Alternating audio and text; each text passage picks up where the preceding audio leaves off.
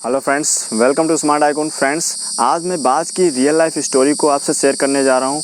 Friends, बाज वह पक्षी है जो आसमान में उड़ने के लिए बना है, जो ऊंची ऊंची उड़ान भरने के लिए बना है और उसकी दूरदृष्टि पैनी नज़र के लिए प्रचलित है। बाज बहुत ही शक्तिशाली होता है शिकार करने के लिए। तो बाज वह पक्षी है जो पक्षियों का राजा होता है, लेकिन बाज की भी ज़िंदगी में एक ऐसा पड़ाव आता है जब वो बहुत ही भयानक, बहुत ही दर्दनाक परिस्थिति से गुजरता है। फ्रेंड्स, अगर आप बाज से कुछ सीखना चाहें तो बहुत कुछ सीख सकते हैं, अपनी ज़िंदगी को बहुत ही बेहतर बना सकते हैं, क्योंकि बाज वो पक्षी है जो आपको ज़िंदगी में आगे बढ़ने के लिए बहुत कुछ सिखा सकता है। फ्रेंड्स, आप समझते हैं कि बाज लगभग 70 वर्ष जीता है, लेकिन आपको जान के अचरज होगा कि बाज लगभग 40 वर्ष जो है बहुत ही अच्छे से शिकार करता है, बहुत ही ऊंची ऊंची उड़ान भरता है और बहुत ही अच्छे से शिकार कर लेता है।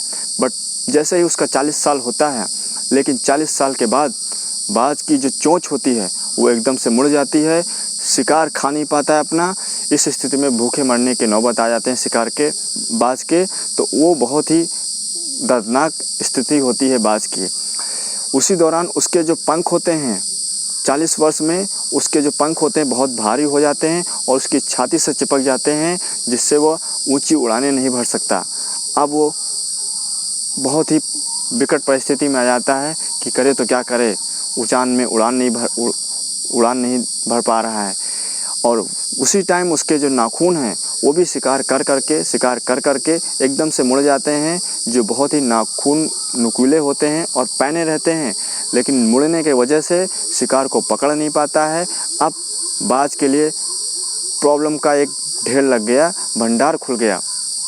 लेकिन इस परिस्थिति में अब शिकार के बाज को जो है मरने की नौबत आ जाती है, भूखे मरने की नौबत आ जाती है।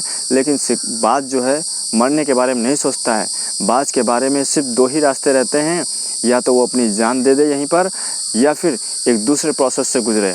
लेकिन वो बाज, आपको क्या लगता है कौन सा रास्ता लेता है? पहला, माय डियर फ्रेंड्स, बाज मरने के बारे में नहीं सोचता है, वो दूसरे प्रोसेस के बारे में सोचता है जो बहुत ही दर्दनाक, बहुत ही भयावह है। उस परिस्थिति से गुजरने के बाद बाकी की बची हुई ज़िंदगी बाज बहुत ही शानदार तरीके से जीता है, क्योंकि आपको बता दें बाज की औसतन आयु लगभग 70 वर्ष है। 40 वर्ष के बाद उसको ये परिस्थिति आती है। इस घटना के बाद वो बाकी की बची हुई 30 साल की ज़िंदगी बहुत ही शानदार तरीके से जीता है। तो वो जो 40 साल में जो उसके पड़ाव आता है, उस पड़ाव को दूसरे प्रोसेस में जाने के लिए किस तरह से गुजरता है उसे आप समझिए। फ्रेंड्स, जब वो 40 साल का हो जाता है, जब उसके नाखून मुड़ जाते हैं जिससे शिकार नहीं कर सकता, उसकी चोंच मुड़ जाती है जो खाना नहीं खा सकता है, अपने शिकार को खा नहीं सकता है, उसके जो पंख हैं इतने भारी हो जाते हैं, उसके शरीर से चिपक जाते हैं, जिस वजह से अब बाज आसमान में उड़ नहीं पाता है, शिकार को पकड़ नहीं पाता है और ना ही अपने शिकार को खा पाता है। तो वो क्या करता है, उसके भूखे मरने की नौबत आ जाती है। तो इस स्थिति में वह बाज दूसरे प्रोसेस को फॉलो करता है, और दूसरे प्रोसेस को क्या है, बहुत ही दर्दनाक है। फ्रेंड्स, वो दूसरा प्रोसेस ये है कि वो सबसे पहले अपने एरिया का सबसे ऊंची चट्टान पे जाता है। अब जब चट्टान पे जाता है तो वहाँ पर सबसे पहले वो अपनी चोंच को तोड़ता है। उस पत्थर पे पटक पटक के घिस के अपनी चोंच को तोड़ देता है।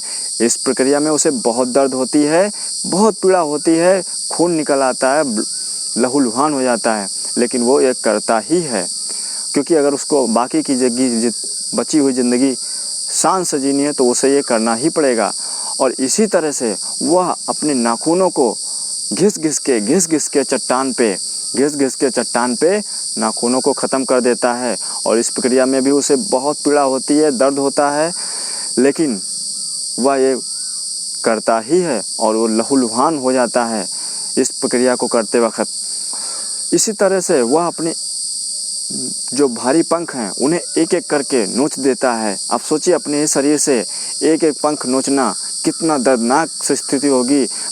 उसका लहूलुहान हो जाता है शरीर, और वो लेकिन अपने पंखों को नोच ही डालता है, क्योंकि वो इसलिए नहीं कर रहा है कि प्रकृति उसे नहीं देगा, वो इसीलिए कर रहा है कि बाकी हुई ज़िंदगी को वो शान से जी सके।